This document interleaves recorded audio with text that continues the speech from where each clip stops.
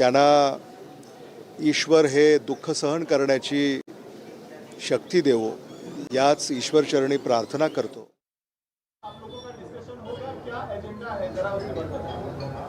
जो हमारे पहले ही आंदोलन को सफलता मिली है उसके बाद लोगों की हमसे उम्मीदें बहुत ज़्यादा बढ़ी है और उसके साथ साथ हमारी जिम्मेदारी भी काफ़ी ज़्यादा बढ़ गई है।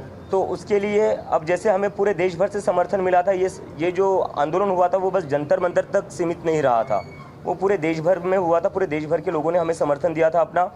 तो उसके चलते अब हम देश भर में कैसे अपना संगठन बढ़ा सकते हैं, हर राज्य में कैसे अपना संगठन बना सकते हैं, उसके ऊपर चर्चा करेंगे और उसके ऊपर हम देखेंगे कि किस तरह आगे बढ़ाया जा सकता है। उसके साथ साथ आगे जाकर कॉकरोच जनता पार्टी का क्या रोड मैप हो सकता है, क्या होना चाहिए और उसके लिए क्या क्या कदम उठाने चाहिए, उसके ऊपर भी चर्चा करेंगे हम। एक तरीके से हमारा ये 2 दिन का जो कॉकरोच कॉन्क्लेव रहेगा वो हमारा एक फ्यूचर का रणनीति डिसाइड करेगा।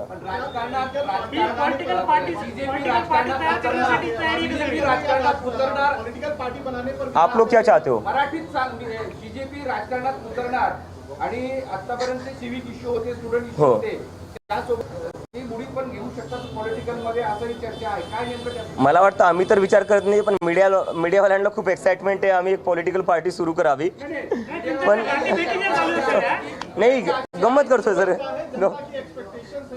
ऑफ कोर्स क्या पॉलिटिकल जो है पार्टी बनाने पर विचार है? क्योंकि कई सारे ऐसे छात्र संगठन हैं या जो युवा है, उनकी एक तरह से सोशल मीडिया पे ये मांग हो रही है कि आपको राजनीति में आना चाहिए या इस तरीके का एक पॉलिटिकल विकल्प देना चाहिए।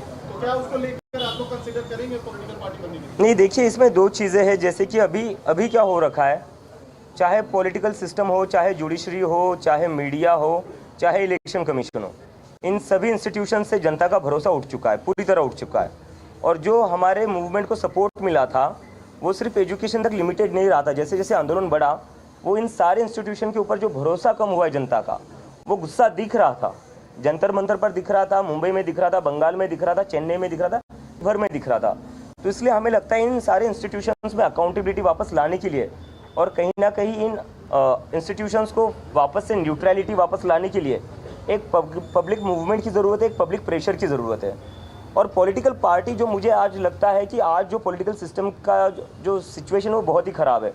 सुबह लोग किसी को चुनते हैं, शाम को किसी और की सरकार बन जाती है। सुबह एमएलए एमपी वो एक पार्टी का चुनते हैं, शाम तक वो किसी और पार्टी में होता है।